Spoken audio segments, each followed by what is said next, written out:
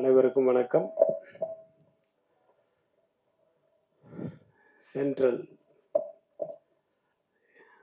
2 trailer, 2 song எல்லாமே ஒரு emotional ஃபேக்டராக இருந்தது. ஜாலியான சீன்ஸுன்னு பார்த்தீங்கன்னா, அவங்க சைக்கிளில் போகிற அந்த ஒரு சீன் தான் சொல்ல முடியும்னு நினைக்கிறேன். தண்ணி அடிக்கிறத பற்றி நான் சொல்லலை. தண்ணி அடித்தா அது ஜாலி கிடையாது. கவுண்டமணி ஒரு படத்தில் சொல்லியிருப்பாரு, ஞாபகம் இருக்காது, இவ்வளோ கஷ்டப்பட்டு அடிக்கிறோம், ஜாலியாக அடிக்கிறேன்னு சொல்றீங்களா? அது மாதிரி ஏன் அதை சொல்கிறேன் அப்படின்னா, நான் இந்த யூனிட்ல எனக்கு யாருமே தெரியாது. இங்கே வந்ததுக்கு அப்புறம் தான் சரி ஓகே நமக்கு தெரிஞ்சவர் ஆர் வி உதயகுமார் வந்திருக்காரு. அஃப்கோர்ஸ் நான் வந்ததே இங்கே பேரரசுக்கு தான் வந்தேன். பேரரசுக்கு அவர் ஒரு லீட் ரோல் பண்ணியிருக்கேன் அப்படின்னு சொன்னார். கண்டிப்பாக நம்ம போய் வாழ்த்தணும் அப்படின்றதுனால தான் நான் வீட்டில் ஒரு ஃபங்க்ஷன் இல்லை, ஒரு கிராண்ட் டாட்டருக்கு பர்த்டே ஃபங்க்ஷன் நடந்துட்டுருக்கு. சரி வந்துட்டு தனி காமிச்சு போகலாம் அப்படின்னு வந்தேன். அப்புறம் பார்த்தா நம்ம ட்ரம்ஸ் சிவமணி அவர் இங்கே வந்ததுக்கு காரணம் அவருடைய ஃப்ரெண்டு மியூசிக் டைரக்டர் அப்படின்னு சொன்னார். இவர் அண்ணங்கிட்ட தான் அவர் பியானோ கற்றுக்கிட்டார் அப்படின்னு சொன்னார். ஸோ ஏதோ ஒரு கனெக்ஷனில் தான் எல்லாருமே உள்ளே வர முடியும். எப்படி சென்ட்ரலில் எல்லாரும் ஒன்றா இறங்கினாலும் ஒவ்வொருத்தரும் ஒவ்வொரு திசைக்கு போயிடுவாங்க. ஆனால் சென்ட்ரலுக்கு தானே ஆகணும், எங்கே வெளியூர் போகிறோம், அந்த மாதிரி வந்திருக்கோம். ஸோ சென்ட்ரல் இந்த படம் மிகப்பெரிய வெற்றி அடையணும். பேரரசுக்கு என்னுடைய மனப்பூர்வமான வாழ்த்துக்கள். ஏன்னா அவர் அவருடைய படங்கள் நிறைய பேசிச்சு. விஜயோட படங்கள்லாம் நம்ம டைரக்ஷனில் ஒரு நல்ல துள்ளலாக பண்ணியிருந்தாரு. ஆனால் ஒரு நடிகராக அவர் இந்த படத்தில் லீட் ரோல் பண்ணியிருக்காரு. அஃப்கோர்ஸ் அவருடைய படத்துலேயே அவர் நான் பண்ணுற மாதிரி இந்த கேமியோ ரோல்லாம் பண்ணுவார். ஆனால் தனியாக வெளிப்படங்களில் அவர் நடித்தது தான் நினைக்கிறேன் ஃபஸ்ட்டு அது லீட் ரோலில் பண்ணியிருக்காருன்னு சொன்னார். லீட் ரோலோ மெயின் ரோலோ, பட் சென்ட்ரலில் அந்த சென்டராக இருக்கீங்கன்னு நினைக்கிறேன். அந்த வில்லனிசம் அது அவருடைய பார்வையிலையும் நடையிலையும் அந்த லுங்கியை மடித்து கட்டுறதுலையும் எல்லாத்துலேயுமே காமிச்சிருக்கீங்க. நடிப்புலையும் படம் பார்த்தா தெரியும். இதுலேயே தெரியுது, ட்ரெய்லர்லேயே எமோஷ்னலான சீன்ஸ் தான் இருக்குது த்ரூ அவுட் த சாங். அது அவர்கிட்ட கேட்டேன், மியூசிக் டைரக்டர்கிட்ட, எத்தனை சாங்னு கேட்டேன். 4ன்னு. இது 2 ஒரு எமோஷ்னலான சாங்கு, இன்னும் 2 அதுவும் அப்படிதான் சார் அப்படின்ட்டாரு. ஏன் ஜாலியான சாங்கை போடலன்னு கேட்கலான்னு வந்தேன். இல்லை அதுவும் கிட்டத்தட்ட இந்த மாதிரி தான் அப்படின்னாரு. ஸோ கதைக்கு ஏற்ற மாதிரி ஒரு மியூசிக் அது அவரால் என்ன முடியுமோ அந்த அளவுக்கு மேக்ஸிமம் கொடுத்துருக்காரு. அவருக்கு என்னுடைய வாழ்த்துக்கள். பாடல்கள் மட்டுமல்ல, படமும் மிகப்பெரிய வெற்றி அடைய வேண்டும். பேரரசு ஆட்சி செய்யுங்கள். சினிமாவில் நடிப்பில் இப்பொழுது டைரக்ஷன் அப்பப்போ மறந்துடாதீங்க அதுவும். Thank you very much. All the best for the whole team. Thank you very much. மாதா பிதா குரு தெய்வம். டேரக்டர்ஸ் ப்ரொடியூசர் சார் அவங்க தாயை இன்டர்வியூ சொல்லும் போது ரொம்ப ரொம்ப டச்சிங்காக இருந்தது எனக்கு. ஏன்னா எனக்கு அம்மானா ரொம்ப உயிர். அந்த 9 மாதம் அவங்க வயிற்றுக்குள்ளேயே நான் ப்ராக்டிஸ் பண்ணுவேன். அவங்களுடைய இதய துடிப்பு தான் எனக்கு first click track, drum beat எல்லாமே. சென்ட்ரல் இந்த producers, director, music directors, entire crew அவங்களுக்கெல்லாம் என்னுடைய வாழ்த்துக்கள். அதே போல் ப்ரெஸ் மீடியா பீப்புள், குணா அவர் சொன்னார் இல்லைங்களா, குணா சார் சொன்னார் இல்லைங்களா, அது மாதிரி கரெக்டாக இது பண்ணுங்கள். யாரையும் கஷ்டப்படுத்தி நல்லா வாழ முடியாது யாரும். ஒருத்தரை கஷ்டப்படுத்துனீங்கன்னா அந்த கஷ்டம் உங்களுக்கு வரும் டெஃபினட்டாக. அது மிரர். எதுக்கு மிரரை வீட்டுக்கு என்ட்ரன்ஸ் வைக்க சொல்கிறாங்கன்னா, ஒரு நல்ல இது அது ரிஃப்ளெக்ஷன். ஸோ இந்த படம் என்டையர் டீம் இலா நமோ நாராயணி அவர் பெரிய பிளஸ்ஸிங். அந்த அம்மா அவங்களுடைய ஆசீர்வாதத்தில் அவர் வளர்ந்து அங்கே இருந்தவர். அவருடைய அண்ணன் மணிமொழி என்ன எனக்கு டியூஷன் எனக்கு பியானோ கற்றுக் கொடுப்பார். நான் பாம்பே மூவ் ஆனதுக்கப்புறம் அந்த இது அப்படி கட் ஆகிடுச்சு. இந்த சென்ட்ரல் உடனே அந்த ஸ்டேஷன் பார்த்த உடனே எனக்கு, நான் சின்ன வயசில் ஒரு 1975 என்னுடைய ஃபர்ஸ்ட் ரெக்கார்டிங் சொந்தங்கள் வாழ்கன்னு ஒரு படம் ஜெய்சங்கர் அங்கிள் இப்போ வந்து K V Mahadevan sir, Pugazhendhi sir அவங்க இசையமைப்பில் எப்பாவுக்கு வந்து ஆக்சிடென்ட் ஆச்சு. நான் சப்ஸ்டியூட்டாக போனேன். அப்படி போகும்போதெல்லாம் அப்போதுலேருந்தே எனக்கு மியூசிக் டைரக்டர் சொல்லிட்டாங்க, அப்பா கிட்ட சிவமணியம் வரட்டும் கூட வந்து வாசிக்கிட்டோன்னு, எங்களுக்கு ரொம்ப பிடிச்சிருக்கு. அப்படியே வாசிக்கும் போது அங்கங்கே அப்படியே பாலு சார், என்னுடைய காட்ஃபாதர் திரு எஸ்பி பாலசுப்ரமணியம் அண்ணன் வந்து அவர் என்னுடைய டேலண்ட்டை பார்த்துட்டு, mister Anandan, I am taking your son in my road shows. அப்படியே நான் எல்லாரும் பாலு எஸ்பி பாலசுப்ரமணியன்ற மாதிரி எஸ்பி பாலசுப்ரமணியன்ற பண்ணோடனையும் ஃபஸ்ட்டு எம்எஸ்வி சார், அப்புறம் ராஜா அண்ணன் எல்லாரும் கூப்பிட்டு போவோம். அப்போ நான் இங்கே ரெக்கார்டிங் 2 to 9 வாசித்துட்டு இங்கேருந்து பஸ் எடுத்து பார்க் லிபர்ட்டி தியேட்டருக்கு வந்து, லிபர்ட்டிலேருந்து ஸ்டேஷன் அந்த எலக்ட்ரிக் ட்ரெயின் எடுத்து சென்ட்ரல் வருவேன். நான் சென்ட்ரல்ல இருந்து ஒரு ரிக்ஷா பிடிச்சி நேராக மூலப்பத்தலம், என்னுடைய ஏரியா, நான் வளர்ந்த இடம் பேசன் பிரிட்ஜ், அதில் ரிக்ஷாவில் போயிடுவேன். நான் டெய்லி ராத்திரியில் சென்ட்ரல் ஸ்டேஷன் தான் கிராஸ் பண்ணுறது. அதே போல் பாலனா கச்சேரி வாசிக்கும்போது சென்ட்ரல் ஸ்டேஷன்லேயே இன்ஸ்ட்ருமெண்ட்ஸ்லாம் வச்சுட்டு வீட்டுக்கு போய் துணி மாற்றி உடனே நாங்கள் வேறு ஊருக்கு கிளம்புவோம். அந்த மாதிரியான ஒரு இது இன்னைக்கு அந்த சென்ட்ரல்னு பார்த்தோன்னே ரொம்ப டச்சிங், மறக்க முடியாது. எல்லாருக்குமே அது ஒரு சென்ட்ரல் அது.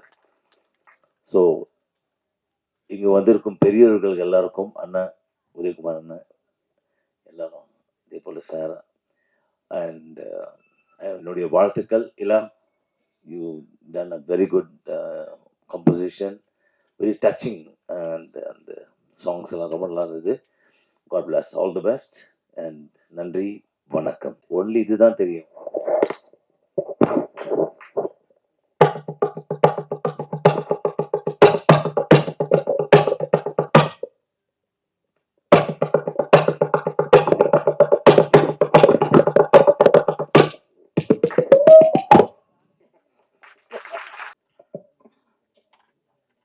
நிறையலாம் பேச விரும்பலை. நான் நிறைய பேர் நிறைய டைம் எடுத்துட்டாங்க. ஸோ நானும் நிறைய பேசி உங்களை டயர்டாக்க விரும்பலை.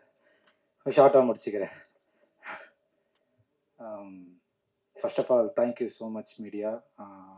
எங்கள் படத்தை சப்போர்ட் பண்ணுறதுக்காக இவ்வளோ நேரம் பொறுமையாக வெயிட் பண்ணி எங்களை கவர் பண்ணிகிட்ருக்கீங்க. So thank you so much. And எங்கேருந்து ஆரம்பிக்கிறதுன்னு தெரியல. சாரி, ஓகே, சென்ட்ரல்லேருந்து ஆரம்பிக்கிறேன். நான் பிறந்ததுலேருந்து சென்னை தான். ஸோ எனக்கு சென்ட்ரல் ரொம்ப முக்கியம். இந்த படமும் அப்படி தான் ரொம்ப முக்கியமான ஒரு படம். அண்ட் பாரதி பிரதர் ஒரு 4 வருஷத்துக்கு முன்னாடி தான் இந்த கதையை என்கிட்ட சொன்னார். ஸோ அதுக்கப்புறம் நடுவில் ஒரு 2 வருஷம் காணாமல் போயிட்டார். சொல்லிவிட்டு எங்கே போனார்னு தெரில. மறுபடியும் ஃபோன் பண்ணி, நான் உங்ககிட்ட ஒரு நாள் கதை சொன்ன ஞாபகம் இருக்கா அப்படின்னு கேட்டார். நீங்கள் யார் பிரதர் அப்படின்னு நான் கேட்டேன். நான் ஒன்று பொய்யெல்லாம் சொல்ல விரும்பலை, எனக்கு பிடிக்காது. அதனால் யார் பிரதர் அப்படின்னு கேட்டேன். நான் தான் பாரதி. ஒரு 4 வருஷத்துக்கு முன்னாடி உங்ககிட்ட கதை சொன்னேன். என்ன கதை சொன்னீங்கன்னு கேட்டேன். அப்போ இந்த சென்ட்ரல் அப்படின்ட்டு ஒரு லைன் தான் சொன்னார். ஸோ எனக்கு உடனே ஞாபகம் வந்துருச்சு. ஸோ அந்தளவுக்கு எனக்கு இந்த கதை பிடிச்சிருந்தது. ஸோ படத்தில் ஒர்க் பண்ணும்போது நிறைய கஷ்டம் கொடுத்தாங்க. அதெல்லாம் சொன்னால் என்ன நினைப்பாங்கன்னு தெரில. சொல்ல மாட்டேன் சார், ப்ரொடியூசர் சார், அதெல்லாம் சொல்ல மாட்டேன். ப்ரொடியூசர் பற்றி சொல்லிடுறேன். அவர் இப்போ தான் அதிகமாக பேசியிருக்காரு. ஆனால் நாங்கள் ஸ்பாட்டில் போயிட்டுலாம் கேட்கும் போது ஓகே விக்னேஷ், அவ்வளோதான், வேறு எதுவுமே இல்லை, இப்போ தான் பேசியிருக்காரு. பரவாயில்ல சார், உங்கள் படத்துக்காக இன்றைக்கி நீங்கள் பேசியிருக்கீங்க. Thank you so much. அண்ட் ஐயா, நீங்களும் ஐயா, வாழ்த்துக்கள் ஐயா. பேசியிருக்கீங்க, வாழ்த்துக்கள் ஐயா. And Perarasu sir, sir Thiruppachi படம்னு நினைக்கிறேன் சார். விஜய் சார் அந்த மூஞ்சில் சந்தனம்லாம் போட்டுட்டு அப்படி ஆரம்பித்தவன் தான் நானும். அப்பா சந்தனம் போட ஆரம்பித்தேன். இப்பவும் போடும்போதுலாம் பேக்ரவுண்டில் அந்த பிஜிஎம் ஓடும். அப்படி ஆரம்பித்தேன், அந்த பிஜிஎம் ஓடும்.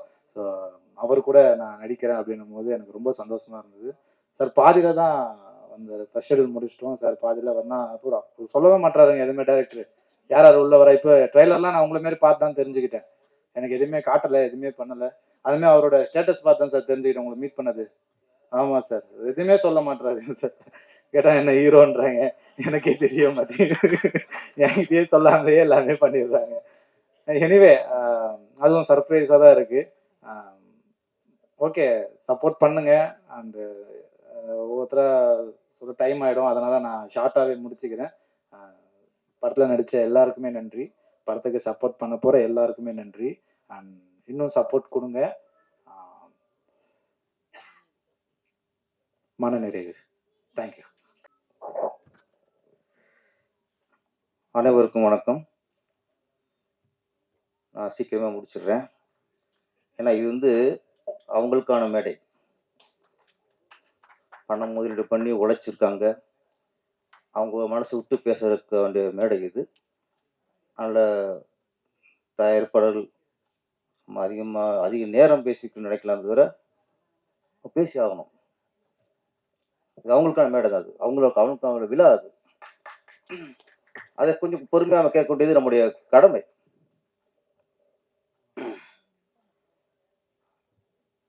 இந்த நிகழ்ச்சிக்கு என் அழைப்பை ஏற்று அந்த இயக்குனர் எஸ். ரவிக்குமார் சாருக்கு நன்றி. எங்கள் இயக்குனர் சங்க தலைவர் உதயகுமார் சாருக்கு நன்றி. உங்கள் பத்திரிகை சங்க தலைவர் சுபாஷ் சார், அவர் உண்மையிலே நேற்றே சொன்னேன், அவர் ப்ரோக்ராம் மாற்றி வச்சுட்டு அவங்க வந்துட்டார். அனைவருக்குமே வந்து வாழ்த்தி அனைவருக்குமே நன்றி. எப்பவுமே ஒரு குருவுக்காக வந்து சிஷியர் வருவாங்க.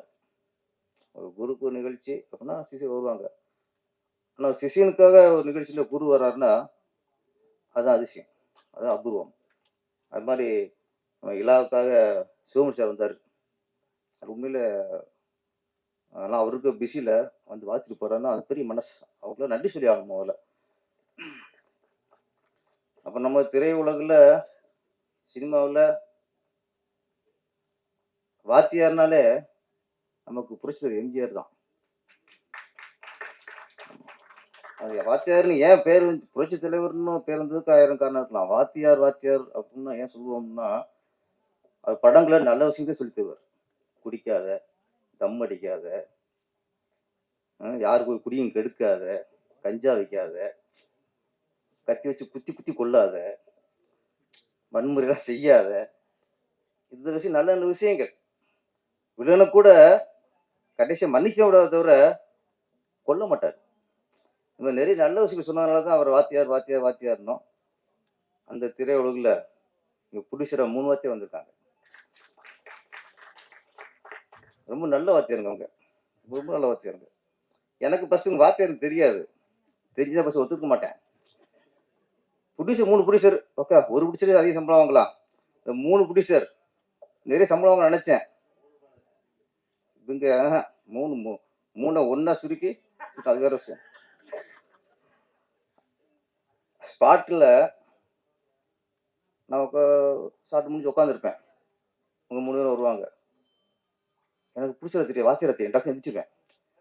இவங்க என்னன்னா அவங்க பாயிண்ட் ஆஃப்ல பெரிய டைரக்டரு அப்படின்ட்டு சார் உட்காரம்பாங்க.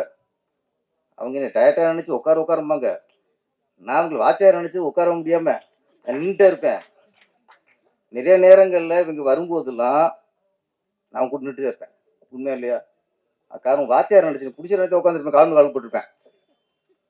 வாத்தியார் ஆக்கிட்டான். அந்த வாத்தியார் வந்து படம் பண்ண வரங்கிறது சந்தோஷமான விஷயம். அதனால நல்ல வாத்தியாராக இருக்காங்க. இயக்குனர் பாரதி சிவலிங்கம், இவர் தான் குணாசலம் கூப்பிட்டு வந்தார். அவன் ஃபஸ்ட்டு சொல்லும்போதே ஒரு நெகட்டிவ் கேட்டுனாங்க, கொலையெல்லாம் பண்ணணுனாங்க. என்னடா அது நம்ம இப்படா அப்படின்ட்டு ஃபஸ்ட்டு கொஞ்சம் தவிர்த்தேன். அப்புறம் திருப்பி ஸ்கிரிப்ட் கொஞ்சம் உள்ளே கேளுங்க சார். நாங்கள் கதை சொல்லும்போது ஒரு ஃபீல் இருந்துச்சு கதையில், ஒரு நல்ல விஷயம், கண்டென்ட்டு நல்லா இருந்துச்சு. ஓகே, இதில் வந்து நம்ம நல்லவனா கட்டலாம் தேவையில்லை, கதை நல்ல கதை, நம்ம அதில் பண்ணுவோம். ஏன்னா அவர் கதை சொல்லும்போது ஒரு இந்த வறுமையில் வாடுவாங்கல்ல, ஊரில் நிறைய பார்த்துருக்கேன். படிக்கிற பசங்க, படிக்கிற பொம்பளை பிள்ளைகள்லாம் இந்த லீவில் எங்கள் ஊரில் வந்து முந்திரி தோட்டம் ஜாஸ்தியாக இருக்கும். பரீட்சை முடிஞ்சோன்னா முந்திரி தோப்புக்கு போயிருங்க. போயிட்டு அந்த முந்திரி பழம் முடுங்குறது, பிள்ளைங்க முந்திரி பழத்தையும் கொட்டையும் தனியாக பிரித்து வைக்கிறது. இது ஒரு இது அதில் எடை போட்டு காசு கொடுப்பாங்க. அதுக்கு ஒரு குரூப்பு போயிடும். அப்புறம் எங்கள் ஊரில் ஒரு பஞ்சு மில் இருந்துச்சு. அங்கேயும் வேலைக்கு போகிறாங்க. நிறைய பொம்பளை பசங்களும் அங்கே தான் போவாங்க. அது டக்கு மைண்டில் வந்துச்சு. ஓகே, நம்ம பார்த்து ஒரு ஒரு வாழ்வியல் மேட்ரு. சரி, ஓகே. அப்புறம் சாங்கில் போட்டு கேட்கும்போது இது ஒரு ஜாதி படமாக இருக்குமோன்னு தோணுச்சு எனக்கு சாங் கேட்கும்போது. அப்புறம் கதை கேட்கும்போது இல்லை. ஆனால் இந்த இது படத்தை பொறுத்த வரைக்கும் என்னென்னா, விளிம்பு நிலை அந்த இனத்தை சேர்ந்த ஒரு கதை தான். ஒரு ஜாதியின் வழி சொல்கிற கதை தான். இன்னொரு ஜாதியினருக்கு வழியை கொடுக்கக்கூடிய கதை இல்லை. அதுதான் நான் எதிர்பார்த்தேன். எல்லா ஜாதி படம் நிறைய எடுக்கலாம். அந்த ஜாதி கலாச்சாரம், அந்த ஜாதி பண்பாடு, அந்த அந்த ஜாதியில் உள்ள சிக்கல்கள், அந்த ஜாதியில் உள்ள பிரச்சனைகள் இது சொல்லணும். அதான் சமூகத்துக்கு தெரியும். ஆனால் இன்னொரு ஜாதி சொல்லக்கூடாது.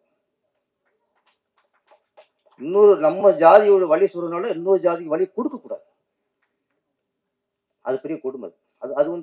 அது சினிமாவில் செய்யும்போது அது கலைத்துறைக்கே பண்ற துரோகம். அது பிரிவினை உண்டாக்கிறாது. அந்த விஷயத்துல தான் நான் பாரதி சிவலிங்கத்தை மனசார பாராட்டுறேன். விளிம்பு நிலை மக்கள்னு சொல்லுவாரே தவிர அது சார்ந்த கதை, அவ்வளவுதான். அது சார்ந்த கதை. அந்த விளிம்பை தாண்டல, அவர் விளிம்பு நிலையை தாண்டல. அது கரெக்டாக கையாண்டிருக்கார். நீங்கள் ஃபர்ஸ்ட் ஒரு சாங் பார்க்கும்போது அது தோணும். ஆனால் அதுக்காக அதில் வந்து படத்தில் இருக்காது. அழகாக ஒரு அந்த அந்த லிமிட்டை தாண்டாமல் யாரையும் மனசையும் புண்படுத்தாமல் அழகாக பண்ணியிருக்காரு. பாராட்டுகள் பாரதி சிவலிங்கம். அப்புறம் இதில் கதாநாயகன் காக்கா முட்டை விக்னேஷ். அவர் நிறைய விஷயத்த நம்ம முட்டையை உடைச்சி ஆம்லெட் போடுவோம். ஆனால் காக்கா முட்டை அது பல விஷயத்தை உடைச்சிருச்சு. என்ன நிறைய விஷயத்தை உடைச்சது இங்கே தெரியுது. எனக்கு லாஸ்ட் முட்டை எல்லாம் பண்ணாங்க. நானே கேட்டுட்டே நோண்டி வாங்கிட்டேன். நீங்கள் பண்ணலை. டீல் ரெடி ஆயிடுச்சா எப்போ நான் கேட்டே இருப்பேன். சார் அந்தான் பாரு 10 வருடம் பண்ணதுக்கு அப்புறம் இந்த ஆள் தொல்லை தாங்க முடியலையே, உன்னை அனுப்பி தொலைவோம் அப்படின்னு நான் பார்த்தேனே தவிர நான் ரொம்ப கொஞ்சம் அரிப்பு கொடுத்தேன். நீங்க காக்கா மட்டும் அடை கத்துட்டிய. நீங்க அடக கூடாது. திருப்பாச்சி வர மாதிரி அருவா தூக்கணும் ஹீரோனா. ஓகே, அது கொஞ்சம் பண்ணணும். நம்மளால ஒதுக்கிறது ஒதுக்கிறாங்க நம்மள. அதனால நீங்க இது அவர் ரொம்ப ஃபீல் பண்ணிட்டாரு. எதுவுமே ஹீரோ தெரியலன்ட்டு. இது இன்னைக்கு நீங்க பாடம் கத்திருப்பிய ஹீரோனா எப்படி இருக்கணும்ட்டு. பெரிய ஹீரோ ஆயிருக்க. அப்புறம் இந்த தர்ஷன் அப்பா நடிச்ச ராஜா சார் அவரு அவார்டு வாங்குற ஒரு ஆக்டரா இருக்காரு. அவ்வளவு இயல்பான ஒரு ஆக்டிங். அவர் தர்ஷன் படம் பார்த்ததுக்கு தெரியுது என்னத்துக்கு சாப்பிட்டாரு அவரு. நான் தான் மிரட்டலும் பார்த்து அவரு என்னோட மிரட்டிருக்காரு அவரு. அப்புறம் குணா சார். குணா இவ்வளவு பேசினார்ல, படம் பார்த்தா நமக்கு திருப்தியா இருக்கும். என்ன சொன்னார்ல, போட்டு தாக்கிட்டாங்கன்ட்டு இவ்வளவு பேசினார்ல, அதுக்காக நீங்க நல்ல இது எழுதணும். குணா நல்லா பண்ணாரு. குணாவுக்கு கரெக்டான முடிவு என்ன பேரரசு அந்த குணாவை அடி ரொம்ப ரொம்ப ரசிக்க மாதிரி இருந்துச்சு. பாராட்டுற மாதிரி எழுதணும். என்ன வராதா?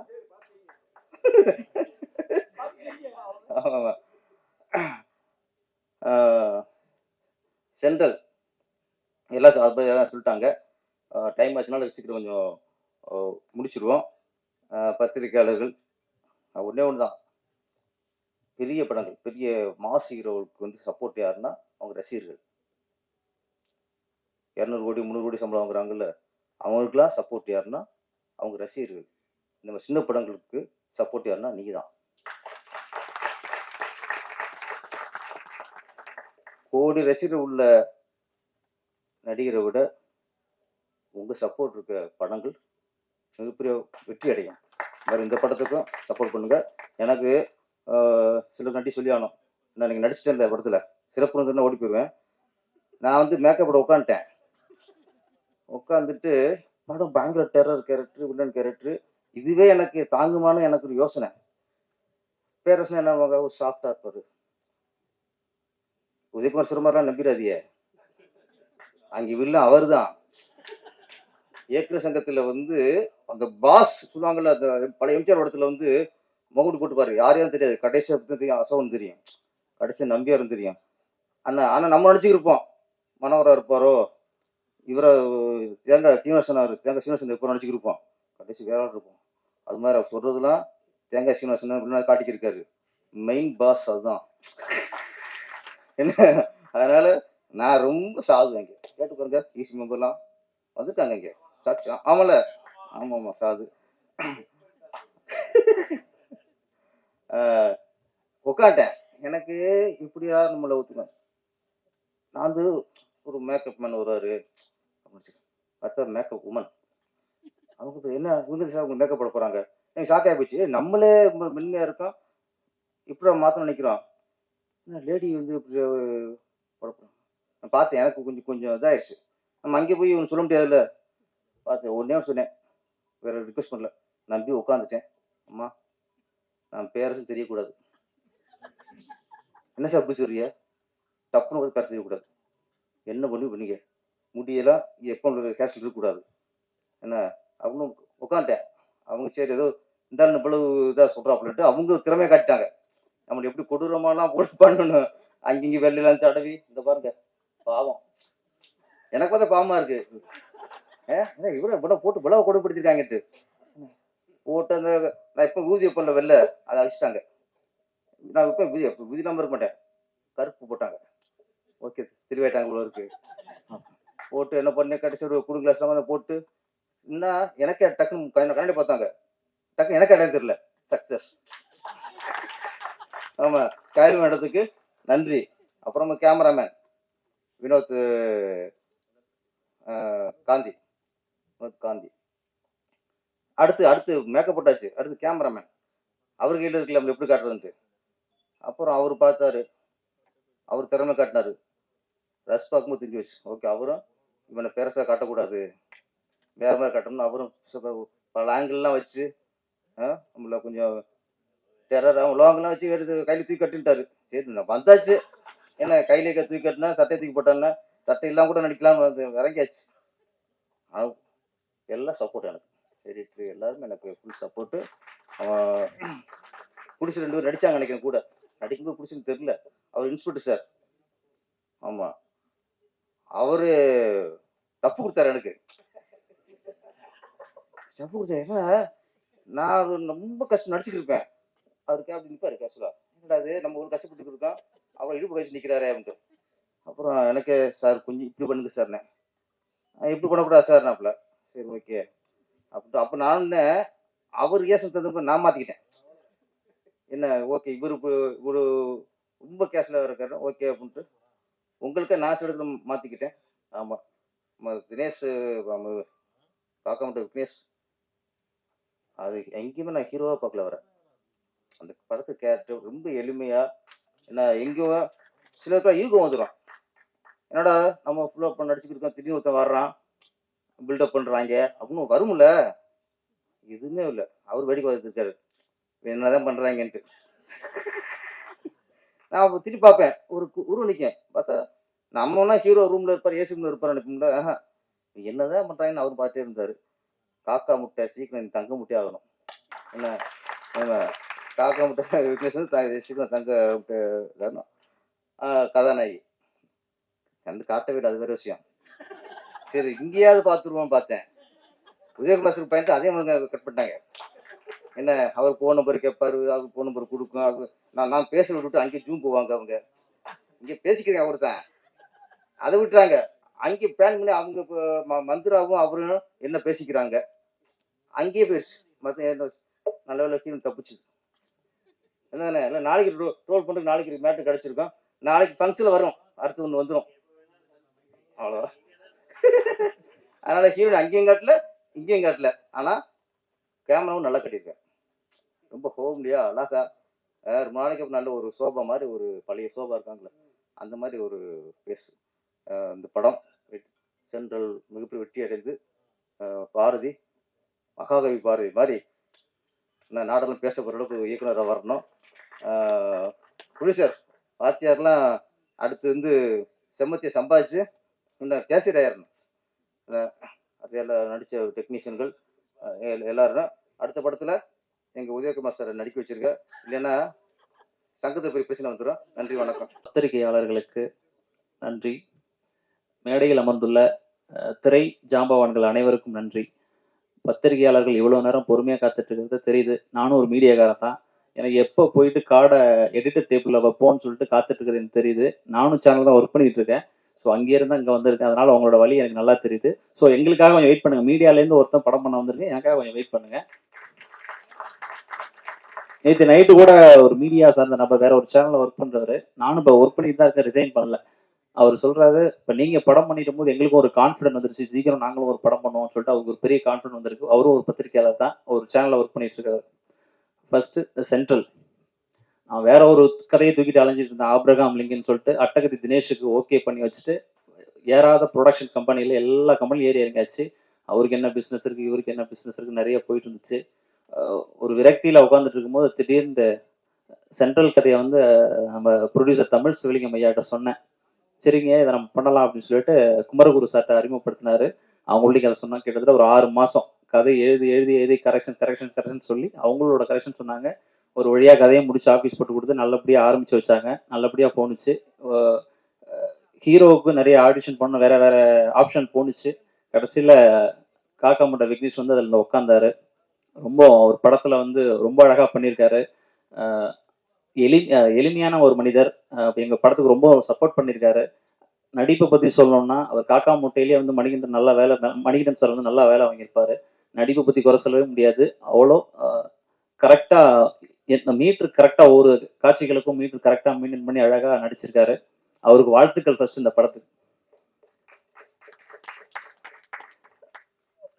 நெக்ஸ்ட் போகிறதுக்கு முன்னாடி எனக்கு சோறு போட்டு காப்பாற்றி இவ்வளோ தூரம் என்னை வாழ வச்ச ராஜ் தொலைக்காட்சி நிர்வாகத்துக்கும் ராஜ் டிவிக்கும் என்னுடைய மிகப்பெரிய நன்றி. ராஜ் டிவி ரவி சாருக்கு மிகப்பெரிய நன்றி. நான் இங்கே நின்றுட்டு இருக்கேன், சோறு திங்கிறேன், வீட்டில் நல்லா இருக்கேன்னா ராஜ் டிவி தான் காரணம். ஏன்னா விரக்தியில் கதை சொல்லி நிற்கும் போது என்னை கூப்பிட்டு வேலை கொடுத்து ப்ரோக்ராம் டைரக்டர் ஆக்கி நல்ல சம்பளம் கொடுத்து என்னை காப்பாற்றின ராஜ் டிவிக்கு முக்கிய நன்றி. ஒரு நன்றியோட தான் இதை சொல்கிறேன். நெக்ஸ்ட் வந்து ப்ரொடியூசர்ஸ் குமரகுரு சார், தமிழ் சிவலிங்கம் ஐயா, விஆபிஎன் தேவராஜ் அவர்கள் 3 பேரும் இந்த கதைக்கு சப்போர்ட் பண்ணது கொஞ்சம் நெஞ்சம் இல்லை. அவ்வளோ கஷ்டப்பட்டு நெருக்கடிகள் கடந்து ஒவ்வொரு டேவும் ஷூட் போகிறதுக்குலாம் அவங்க கையில் காசே இருக்காது. எப்படியோ ரெடியாக அன்றைக்கி ஒரு நாள் ஷூட்டை முடிக்கிறதுக்குள்ளே எங்கள் உயிரே போயிடும். அவ்வளோ கஷ்டப்படுவாங்க. அதை பார்த்து நானும் எனக்கு கஷ்டமாக இருக்கு, என்னடா இவ்வளோ கஷ்டப்படுறாங்களே அப்படின்னு சொல்லி பார்த்துட்டே இருப்போம். அதெல்லாம் கடந்து நாங்கள் கேட்குறதெல்லாம் கொடுத்து படத்தை முடிகிறதுக்கு ரொம்ப உறுதுணையாக இருந்தாங்க. சரி, ஃபஸ்ட்டு ஷெடியூல் முடிச்சிட்டோம் படத்தை. செகண்ட் ஷெடியூல் போகும்போது சிட்டி, அதில் ஒவ்வொரு கேரக்டராக சூஸ் பண்ணிகிட்டு இருக்கோம். அப்புறம் தான் பேரரசு சார் இந்த கேரக்டருக்குள்ளே அவர் வந்ததெல்லாம் பெரிய சந்தோஷமான ஒரு விஷயம். அவர் உள்ளே வந்தது நிறைய ஆப்ஷன் யோசிச்சுட்டே இருந்தோம். திடீர்னு ஒரு அண்ணன் குண அண்ணன் வந்து ஒரு ஆப்ஷன் சொன்னார், பேரரசு சார் போட்டால் சூப்பராக இருக்கும், டிஃப்ரெண்ட்டாக இருக்கும் அப்படின்னு சொல்லி. சரி, ஓகே யோசிச்சிட்டோம். ஓகே, மிகப்பெரிய ஒரு ஜாம்பவான் இயக்குனர் அவரெல்லாம் போய் அவர் பக்கத்தில் நம்ம ஒர்க் பண்ண முடியுமோ அப்படின்னு சொல்லி யோசிச்சுட்டு இருந்தோம். அவர் நேரில் வந்ததுக்கு அப்புறம் தெரிஞ்சுது அவர் எவ்வளோ எளிமையான மனிதர், அவர் ஏன் அந்த உயரத்தில் இருக்காரு அப்படின்னு தெரிஞ்சுது. எங்கள் கூட ஜாலியாக மிங்கிலாகி பாரதி என்ன பண்ணலாம்னு சொல்லிட்டு ஜாலியாக இறங்கி சூப்பராக அவர் ஒரு சம்பவம் பண்ணியிருக்காரு. டைரக்ஷன்லையும் எங்களுக்கு நிறைய ஒர்க் பண்ண வந்து சூப்பராக ஒர்க் பண்ணி கொடுத்தாரு, உண்மையை சொல்லிடுறேன். அப்புறம் வந்து KS ரவிக்குமார் சாருக்கு, மரியாதைக்குரிய திரு இயக்குனர் KS ரவிக்குமார் சார் வந்து எங்களுக்கு வாழ்த்தி சென்ற அவருக்கு மிகப்பெரிய ஒரு நன்றியை தெரிவிச்சுக்கிறேன். 2 வந்து சோனி வந்து இங்கே வந்து வரல, அதனால் ஏதோ ஒர்க்லாம் மாட்டிக்கிறதுனால வர முடியல. 2 வந்து அடுத்து வந்து எடிட்டர், படத்தை நல்லபடியாக டைமுக்கு எடிட் பண்ணி கொடுத்தாரு. கேமராமேன் ரொம்ப ஹம்பிளாக தினைக்கும் கேட்ட மாதிரி ஷார்ட்ஸ் தினைக்கும் பொறுமையாக நின்று எடுத்து கொடுத்தாரு, அவருக்கு நன்றி. ஒவ்வொரு கேரக்டரும் சூஸ் பண்ணும்போது ரொம்ப பார்த்து சூஸ் பண்ணோம்.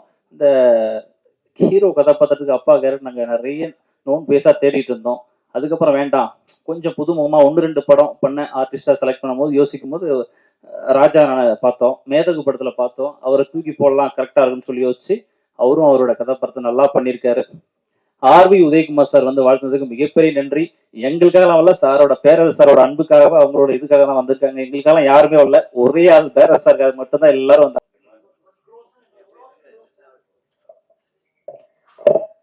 ஸ்ரீரங்கநாதர் மூவி மேக்கர்ஸ் பட நிறுவனம் சார்பில் தயாரிக்கப்பட்டிருக்கும் சென்ட்ரல் படத்துடைய இசைத்தட்டை சிறப்பு விருந்தினர்கள் அனைவரும் இணைந்து வெளியிட சென்ட்ரல் படத்துடைய குழுவினர் பெற்றுக்கொள்கிறார்கள்.